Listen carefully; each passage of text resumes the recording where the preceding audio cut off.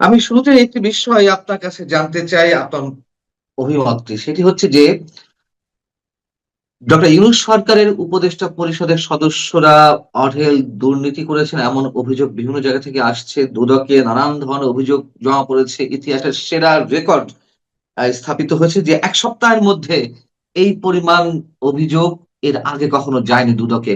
কিন্তু তারপরে আমরা দেখছি যে কোনো উপদেষ্টা দেশ ছাড়ছেন, কোনো বিশেষ সহকারী সরকারে থাকা অবস্থায় তার কোন ধরনের জিও না থাকা অবস্থাতেও দেশ ছেড়েছেন। এবং তাদের দুর্নীতি তদন্তের বিষয়ে আমরা আমাদের যে নতুন সরকার বিএনপি সরকারের পক্ষ থেকে এক ধরনের উন্নাসিকতা বা উদাসীনতা দেখতে পাচ্ছি। আপনার কি মনে হয় যে তাদের বিরুদ্ধে কোন ধরনের তদন্ত হওয়া উচিত নয়? ভদ্রতার খাতিরে বিএনপি মনে হয় তাদের বিচার করবে না। মানে এটা যদি ভদ্রতা হিসেবে তারা নেয় তাহলে আমি বলবো যে তাহলে তো এটা সমঝোতা হলো। এটা উচিত না। তো আমি আমরা তো সবাই জানি যে কি পরিমাণ অপশাসন বা দুর্নীতি এখানে হয়েছে। এটা খুব পরিষ্কার স্টেপ বাই স্টেপ কোন উপদেষ্টার কোন অসামঞ্জস্যপূর্ণ আচরণ খুব স্পেসিফিক্যালি সেগুলো নিউজও হয়েছে। খুব দুঃখজনক যে, যে দুদক কর্মকর্তারা চলে গেলেন পদত্যাগ করে, সেই দুদক কর্মকর্তারা কিন্তু স্পষ্টভাবে এখানে সম্পৃক্ত আছে। সেই দুদক কর্মকর্তাদের কথা বলছি। তারা যাওয়ার আগেও কিন্তু কিছু জায়গায় ক্লিয়ারেন্স দিয়ে গেছে। এটা আপনারা জানেন। তারা কিভাবে ক্লিয়ারেন্স দিয়ে গেছে যাওয়ার আগে। তারা না আমি ঠিক বিষয়টা জানি না অথবা বুঝতে পারছি না। তারা আপনি ক্লিয়ার জানেন না? দিয়ে গেছেন মানে? এদের যাওয়ার আগে এনসিপির গাজী সালাউদ্দিন তানভীরকে পাপ মুক্ত করে গেছেন তারা যাওয়ার ঠিক আগ ও তাই মুহূর্তে। নাকি?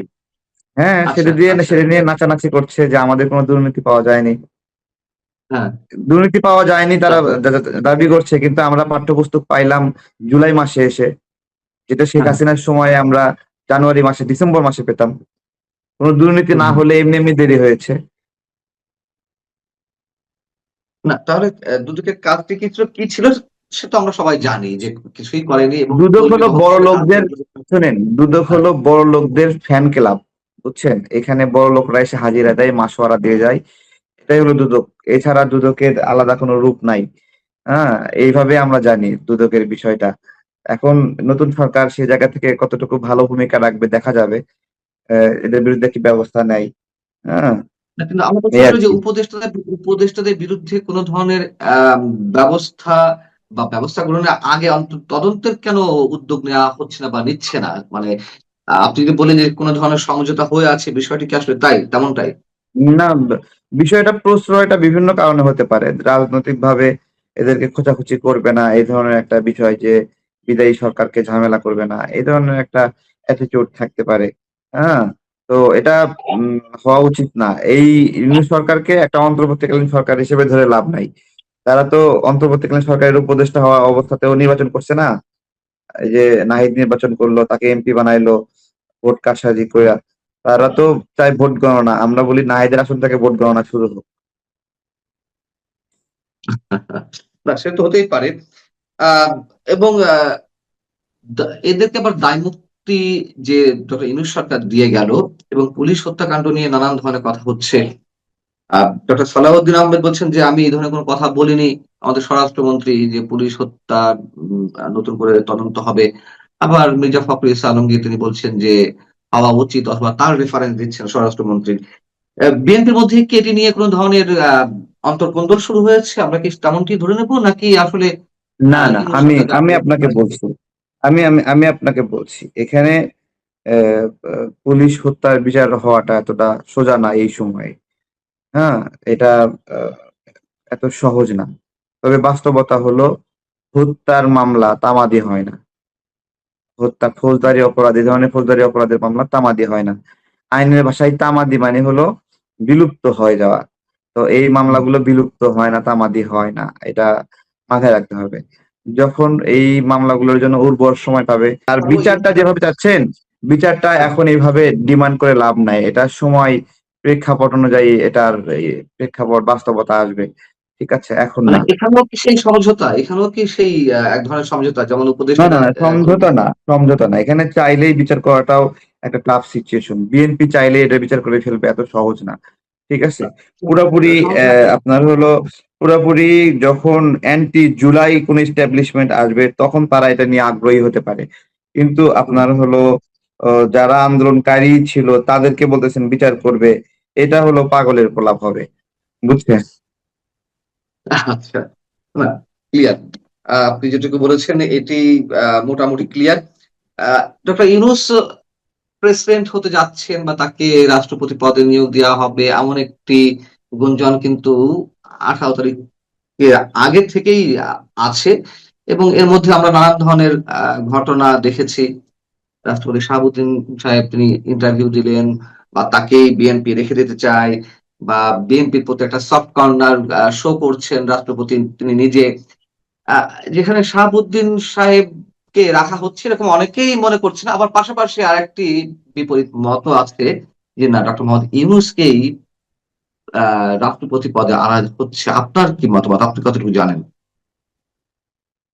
ডক্টর ইউনূস কতটা ভালো মানুষ? তাকে আবার রাষ্ট্রপতি হিসেবে কেন প্রয়োজন? সে কি খুব ভালো স্বাক্ষর রেখেছে? তার সফলতার অনেক গল্প জমা হয়েছে। তো এটা তো না। তার সময়ে তো অ অর্থ পাচার কমেনি, বেড়েছে আরো। তাই না? তো এই সবকিছু মিলে এবং ব্যক্তিগতভাবে তিনি যে সুবিধাগুলো নিয়েছেন এবং অন্যায় সুবিধাগুলো তার অনুগতদের দিয়েছেন, এই সবকিছু মিলিয়ে একটা উম ফালতু মানুষ বলা যায়। এভাবে বলা যায়, হ্যাঁ? হুম। কেন বলা যায়? এর আগে কোন সরকার প্রধান এভাবে অন্যায় সুযোগ সুবিধা নেয়নি। ডক্টর ইউনূসের মতো আলাদাভাবে খায়েশ হয়নি আদম ব্যবসা করবে। আলাদাভাবে বিশ্ববিদ্যালয় বানাতে হবে নিজের নামে। এটা আ প্রয়োজন হয়নি আগের সরকার প্রধানদের। কারণ দেশটা তো তাদের ছিল। কিন্তু ডক্টর ইউনূসের দেশ না এটা। হ্যাঁ? দেশ না। একটা বিদেশি পুতুল। দেশের এস্টাবলিশমেন্ট না সে। বিদেশীরা তাদের প্রয়োজনে তাকে নোবেল দিয়েছে। তাদের প্রয়োজনে তাকে সম্মানিত করে এবং বাংলাদেশ থেকে স্বল্প মূল্যে বিভিন্ন সুবিধা নেওয়ার জন্য। স্বল্প মূল্যে সুবিধা নেবে এজন্য তাকে বিদেশীরা নার্সিং করে। বাংলাদেশের জন্য তার প্রাসঙ্গিক না। বাংলাদেশের কল্যাণের জন্য প্রাসঙ্গিক কোনো ভূমিকাও রাখেনি। এবং তিনি তো সরকার গঠন করার আগে গরিব মানুষদের তো খাওয়ায়নি কখনো, বা ঘূর্ণিঝড়ে বা প্রাকৃতিক দুর্যোগে বন্যায় কাউকে কখনো খাওয়ায়নি। এমনকি সরকারে আসার পরেও বিদেশি যে অনুদান আসছিল ২ ২ দিনের সরকারি বেতনের টাকা ত্রাণের জন্য তুলছিল বন্যা কবলিত মানুষের জন্য, সেগুলোও দেয়নি। হ্যাঁ? তো এই মানুষটার সামগ্রিকভাবে আপনারা কতটা ন্যায়বান মনে করছেন? আমি তো একবারে যেদিন দায়িত্ব নেই সেদিনই বলতেছি যে একটা ফটকা লোকের হাতে বাংলাদেশ পড়ল। সেদিনই দায়িত্ব মানে সেদিনই মন্তব্য করেছিলেন? হ্যাঁ, হ্যাঁ, আমার আছে এটা আছে।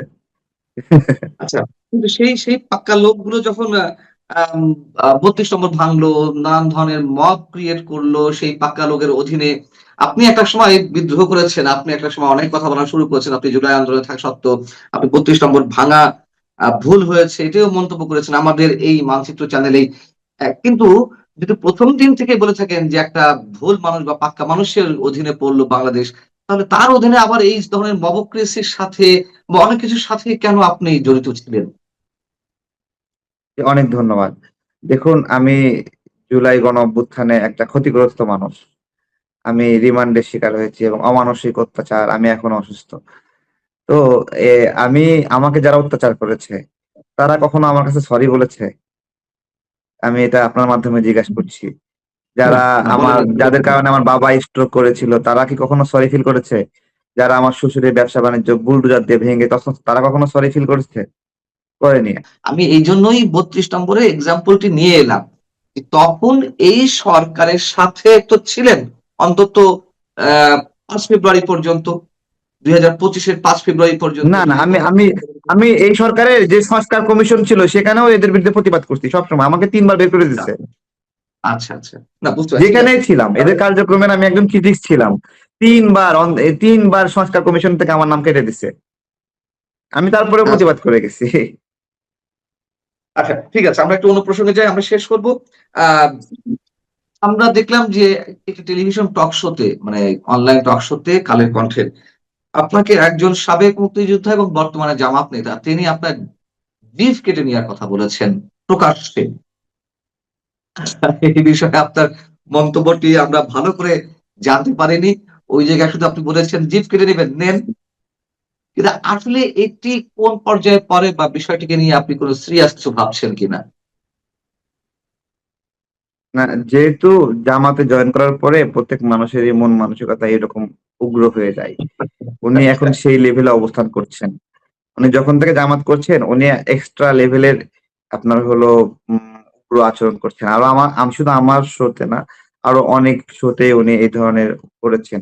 এবং উনি দেখবেন এরকম চিল্লাচিল্লি করতে কোনো একদিন স্ট্রোক করতে পারে আমার মনে হয়। হাইপার হয়ে গিয়ে। তো এটা জামাত তার মানসিকভাবে এই পরিবর্তনটা এনেছে। হ্যাঁ? এটা সাকসেসফুলি করেছে। তো এইটাই আরকি এদের জামাতে যোগ দিবে একটা মানুষ আর গালিগালাজ করবে না, জিভ ছিড়বে না, মারবে না, কাটবে না। এটা তো হতে পারে না। ওই জায়গা থেকে উনি দায়িত্ব পালন করছেন। আ আমি শেষ প্রশ্নটি করতে চাই। উত্তরটা নিয়ে আমরা আজকের প্রোগ্রামটি শেষ করব। সেটা হচ্ছে গিয়ে আওয়ামী লীগের রাজনীতিতে ফেরা নিয়ে নানান ধরনের কথা হচ্ছে এবং বিএনপির পক্ষ থেকে কখনো, কখনো আমরা নমনীয়তা দেখছি। আবার কখনো, কখনো আবার বিশেষ অভিযান শুরুর মধ্য দিয়ে আলাদা কোনো মেসেজ আ আসছে কিনা সেটিও মানুষ ভাবার চেষ্টা করছে। আপনার কি অভিমত এই বিষয়ে আওয়ামী লীগের ফেরা না ফেরা নিয়ে? আচ্ছা, আমি ১ম এ বলি, বিএনপি এমন একটা দল যারা নিজের দলের লোককে ক্রস ফায়ার দিয়ে মানে ওই ধরনের নিয়ন্ত্রণ করছে। এই ধরনের একটা দল যাদের যারা শৃঙ্খলার জন্য তোয়াক্কা করে না। তো আওয়ামী লীগের পুনর্বাসন বিষয়ে আওয়ামী লীগের জন্য ওপেন ফিল্ড বর্তমান সরকার রেখেই দিছে। ঠিক আছে? এটাকে যদি আওয়ামী লীগ অ্যা তাদের যৌক্তিক দাবি-দাওয়া বিভিন্ন ন্যায়সঙ্গত মানুষের অধিকার নিয়ে কাজ করে, তারা এখন থেকে কাজ করতে পারে। আমি বলতেছি ফিল্ড এখন তাদের জন্য ওপেন। এখন যে সাহস করে মাঠে নিজেদের রাজনৈতিক কার্যক্রমে জড়ানো তাদের এটা তাদের ইচ্ছার উপরে। ভয় পেয়ে কেউ যদি দূরে থাকে তাহলে কিছু করার নাই। কিন্তু এর চেয়ে ফ্লেক্সিবল অল আচরণ আর পাবে না। এবং আ মামলা, আদালত, কোর্ট এগুলোর ক্ষেত্রেও আমরা বিএনপির সাথে কথা বলেছি। আমরা দেখেছি যে তারা বলছে না যে যার জামিন পাবে আমাদের কোনো বাধা নাই। আমরাও সেক্ষেত্রে রাজি করিয়েছি যে সবাই যেন নির্দোষ মানুষগুলো যেন জামিন পায়, এমনি হয়রানি করা হয় না। বিষয়টা এরকম না হয় কথা বলার জন্য কাউকে খুনের আসামি করা হয়েছে। হ্যাঁ? বা একটা বক্তব্য দেওয়ার জন্য ভাঙচুরের আসামি করা হয়েছে, গাড়ি পোড়াও আসামি করা হয়েছে, জুলাই হত্যা মামলা আসামি করা হয়েছে হয়তো এগুলো যেন না করা হয়। তাদের ক্ষেত্রে এই যে বিষয়ে খুবই পজিটিভ। আমরা তাদেরকে কথা বলেছি রাজনৈতিক বন্ধু হিসেবে সেই জায়গা থেকে। এখন আওয়ামী লীগের রাজনীতিতে ফেরা আওয়ামী লীগের ইচ্ছার উপরে। সাহস করলে তারা টিকে যাবে, ভয় করলে ওই জুজুর ভয় যদি থাকে তাহলে হবে না। জেল-জুলুম হালকা পাতলা এগুলো স্বীকার করতেই হবে রাজনীতি করতে হলে। এভাবে অ্যাক্টিভিজম করতে হবে। হালকা পাতলা ধরবে, মিছিল করলে ধরবে আবার আগে তো ধরছে। ধরে নিয়ে আওয়ামী লীগের সময় ওই ধরে আবার ছেড়ে দিবে। এটা স্বাভাবিক একটা প্রক্রিয়া। এর মধ্য দিয়েই রাজনীতিতে তাদের ফিরে আসতে হবে। এই প্রতিকূলতার মধ্য দিয়ে। অনেক একটা খারাপ সময় তারা পার করছে। বিএনপি আসলে তাদেরও কোন অনেক গ্রিন দায় আছে। সিগন্যাল বিএনপি আসলে কোন গ্রিন সিগন্যাল দিচ্ছে কিনা আওয়ামী লীগের প্রতি আ যদি গ্রিন সরাসরি সিগন্যাল না। এটা বিএনপি কারো ধার ধারে না।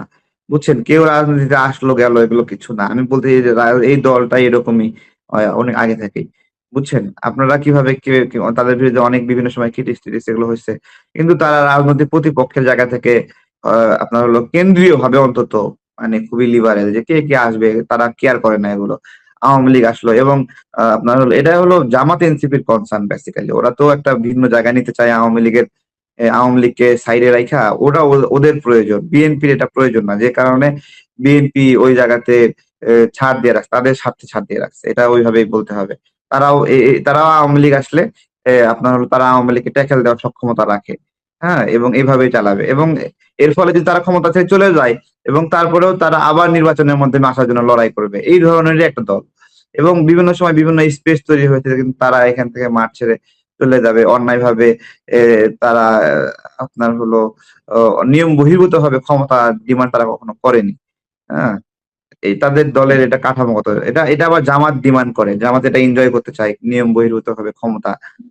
এবং জামাত একটা মেসাকার চায় বেসিক্যালি বাংলাদেশে। একটা বড় মেসাকার চায়। যে মেসাকারটা ৭১ এর চেয়েও বড় হবে।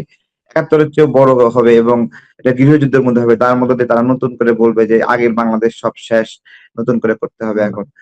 এটা ওদের ডিমান্ড। কিন্তু বিএনপির ক্ষেত্রে এই ধরনের ডিমান্ড না। বিএনপি আগের বাংলাদেশকেই ধারণ করে। বাংলাদেশ আগের মতোই থাকবে। আইন পরিবর্তন হবে, নিয়ম পরিবর্তন হবে, ন্যায় বিচারের জায়গাগুলো সংশোধন হবে। কিন্তু বাংলাদেশ থাকবে। এটা বিএনপির চিন্তাধারা এটা আমি মনে করি এবং আমরাও এরকমই ভাবি। আমরা শেষ করবো। অনেক অনেক ধন্যবাদ তারেক রহমান আপনাকে। আপনি ভালো থাকবেন। দর্শক আপনারা যারা শুনছিলেন ভালো থাকবেন নিশ্চয়ই। আল্লাহ হাফিজ।